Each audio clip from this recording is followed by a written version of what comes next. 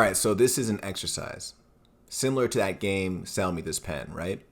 So I don't know if you know this song, but there's an amazing song by the legend Mac Miller called 100 Grandkids. And in it, he admitted that he could sell water to a speedboat, which is an amazing line. But I was doing a little bit daydreaming, and I was wondering, okay, if it was physically possible to sell water to a speedboat, how would you go about doing that? Because if you could sell water to a speedboat, you could probably sell anything to anybody. Hell, I wouldn't be surprised if you could walk on water at that point. But when I was doing a little bit of thinking, I realized that this is ultimately a very difficult and ambitious goal because there's a lot of really interesting water out there that I simply can't get my hands on. The only water that I have access to is whatever comes out of my sink over there, which basically amounts to whatever I can fit in this mug. So the first goal in trying to figure out how to sell water to a speedboat is to try to understand what's important to a speedboat. Out of all the water in the world, what does a speedboat care about?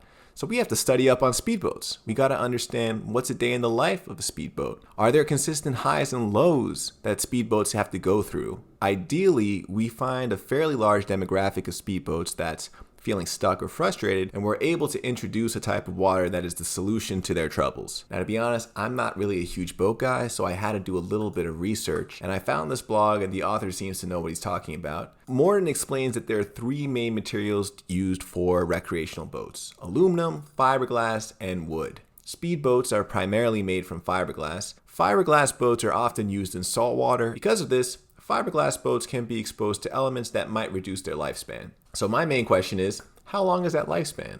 How long do speedboats have to squeeze in experiences? Fiberglass boats that are used often and not taken care of might last less than 10 years. So let's say a good portion of fiberglass speedboats out there are going to last 10 to 15 years if they're lucky. So life is relatively short. They don't have an infinite amount of time to really make life count. So speedboats, like people, have a limited amount of choices to make in order to make sure that they get the most out of life. So I'm kind of curious, when a speedboat is all alone sitting in a junkyard, what are the memories that they're going to be reminiscing about? Now, you could make the argument that speedboats move way too fast to do anything but live in the moment. They make life count every single day, and they simply don't have time to ruminate on existential thoughts, so you can't really leverage existential angst in your sales pitch, Duke. I mean, I can't deny that there are ample opportunities for a speedboat to live in the moment, but I would like to acknowledge that at the end of the day, every speedboat eventually makes its way back to the harbor, where they'll find other boats to hang out with. They'll talk, they'll probably see some other boats that are not in the best condition, and they probably even pass down stories of great legends before them. And I think a lot of these speedboats will understand that there's way more water out there than they will ever have the privilege of tearing through. And there's a lot of emptiness that can come from that realization, especially if you can't make peace with it. So after the sun sets and all the light is gone and the water around the boats turns pitch black, I'm pretty sure it can start to feel a little lonely out there. And you can do a lot of thinking out there in that darkness, and that's when the existential angst creeps in. Speedboats, just like people, have to make choices in life to make life count with respect to that voice. And all we or speedboats can do is exercise the intent to choose towards a life of happiness. We need to find the speedboats with that intent, but are just having trouble picking and heading in that right direction. This business would have to be very consultative, and we would work with individual clients, and we would ultimately place them in the water that they want to be in, whether or not they realize it. Now, that's a pretty cushy position to be in, a bespoke water broker. Unless I inherited that position, I would have to have gone out and made a name for myself. So in order to earn my stripes, I would essentially have to source a couple of deals myself and close them. So I would get to know the boats near me. I would go to the biggest harbor in my tri-state area. I'd hang out with the boats. I would live,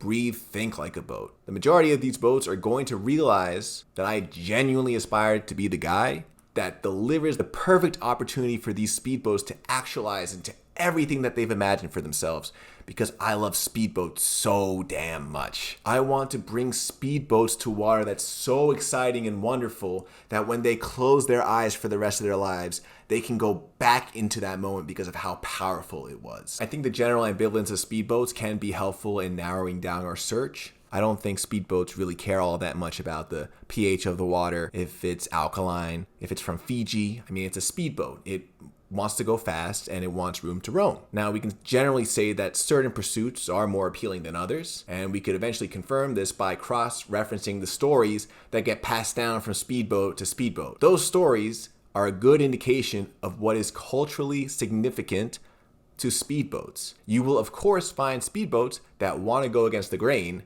and define their own generation's narrative, but those legends are still a good benchmark either way. If every hero lived an adventure, we will find an unexplored, ignored, or generally inaccessible stretch of water, and we will sell the opportunity for the speedboat to be the first. If the heroes are too self-motivated in our legends, maybe working with university researchers in an ecological preserve, for example, could be a great opportunity. The university would also probably take great care of the speedboat, so we would also give it the opportunity for the speedboat to live a long and dignified life. So eventually we would do the proper research that would indicate that we would be able to have a decent conversion if we targeted 10,000 speedboats. Out of the 10,000 speedboats we introduced the opportunity to, let's say 1,000 would be interested.